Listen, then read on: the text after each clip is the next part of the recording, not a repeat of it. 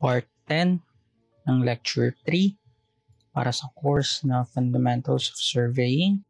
I-discuss natin ngayon yung weights of measurement.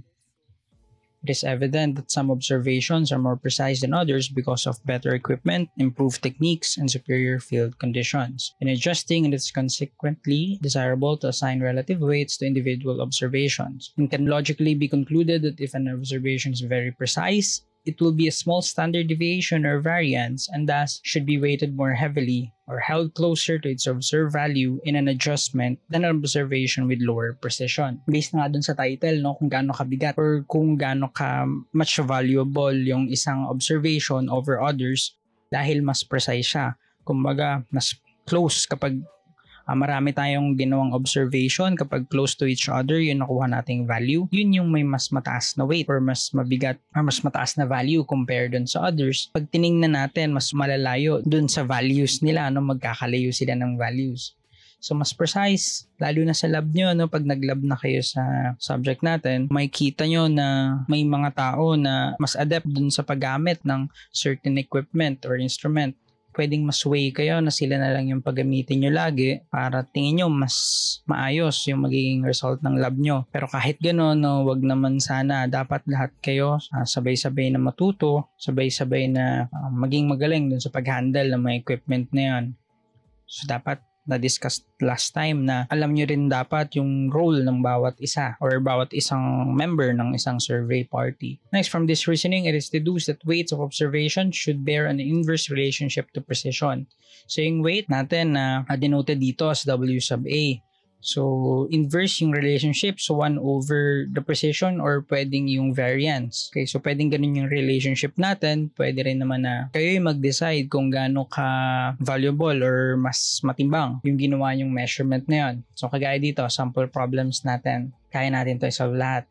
So una, 4 measurements of a distance were recorded as 284.14, 284.19, 284.22, and 284.20. And given weights of 1, 3, 2, and 4 respectively.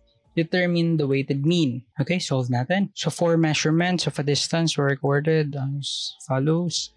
Given weights, so pwedeng table natin, no? Para madaling maintindihan, table natin.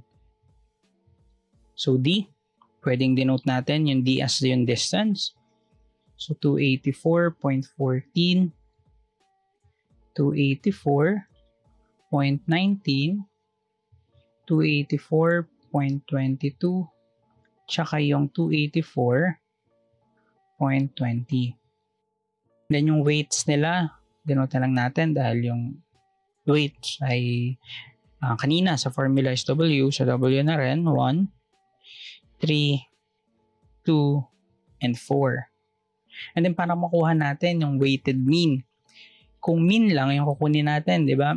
Ang ginagawa doon, pinag-add lang to, distance, and then kunin lang yung average. Kapag naman weighted mean, ibig sabihin may mas mataas na value or weight yung isang measurement kaysa doon sa iba. So, 4 times na ganito, 2 times, then 3 times, and then 1 time. And then yung total natin, para doon sa weight, is equal to 10. Okay? So, summation ng weights is equal to 10. So, dahil nga 4 times yung mas value nito o yung weight niya, so multiply natin sila, no? Yung weight at saka dun sa observation. So, D times W, 284.14, 284.19, 284.22, tsaka 284.20 times 1, times 3, times 2, and then times 4. So, pwedeng direkta na natin dito. Summation nila.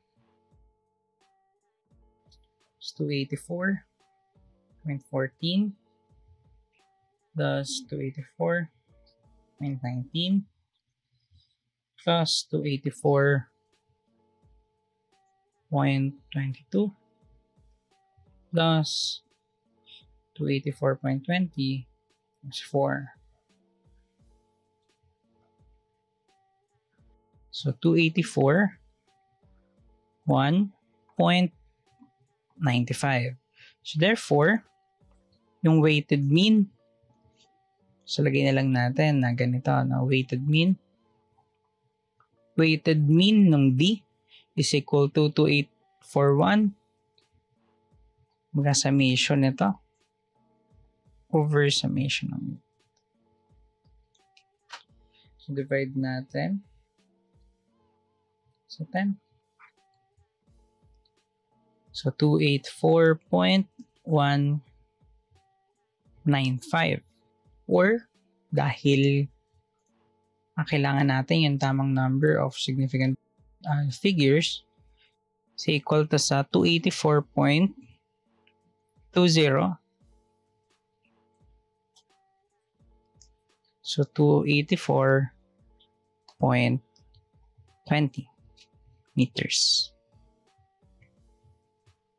So yung sagot natin sa unang sample problem. Okay, next problem. It is desired to determine the most probable value of an angle which has been measured at different times by different observers with equal care. The values observed were as follows: 74 degrees, 39 minutes, 45 seconds in 2 measurements, 74 degrees, 39 minutes, 27 seconds in 4 measurements, and 74 degrees, 39 minutes, and 35 seconds in 6 measurements. So, kailangan natin kung ano yung most probable value ng angle na yon given yung weights nila or given kung ilang observation yung ginawa. Okay, solve natin. So, gawin din natin, i-table ulit natin, no? So, kunin natin yung angles. So, first angle, 74 degrees, 39 minutes, 45 seconds. Next, 74 degrees, 39 minutes and 27 seconds. Yung last, 74 degrees, 39 minutes and 35 seconds.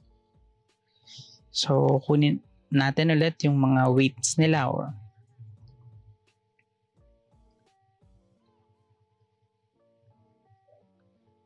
Summation ng weights. Yung last ay yung product, measurement, observation, tsaka number of observation. So, pwedeng lagyan na lang natin dito.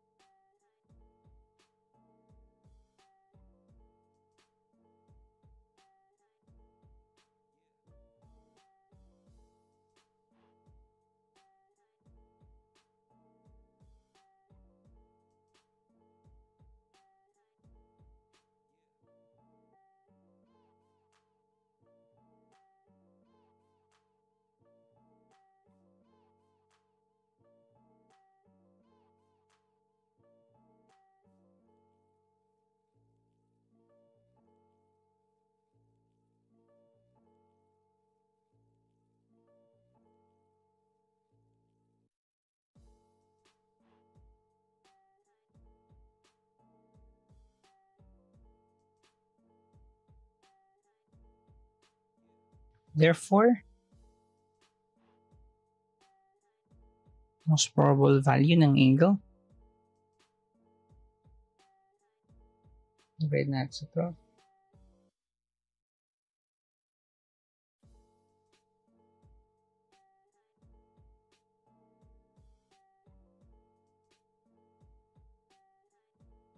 So, wala tayong naka-angle na sagot. So, i-convert pa natin. No? So, 74.6594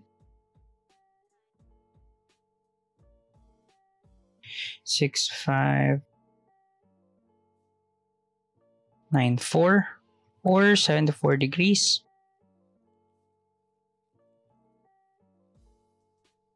So, kunin natin kung ilang minutes to.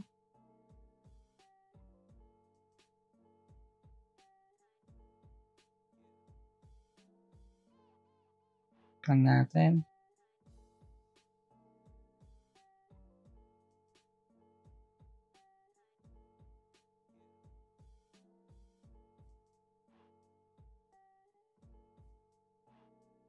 Sabi doon,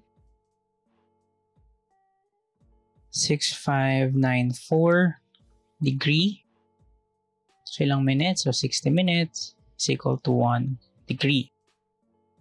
So, multiply natin sa 60 para maging minutes. So, 74 degrees, 39 minutes. At kung ilang seconds? So, pwedeng continue natin ito.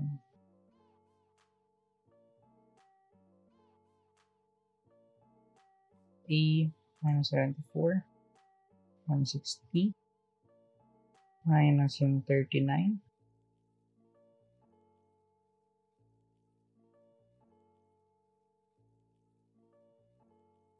multiply ulit natin sa 60. Kumbaga yung 0.566 multiply sa 60.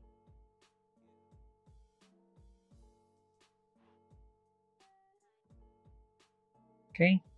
So, 34. So, 74 degrees, 39 minutes, and 34 seconds. So, madali lang naman, di ba? So, hindi tayo nagka-calculus pa dito or differential equations. So, mas madali itong surveying for sure.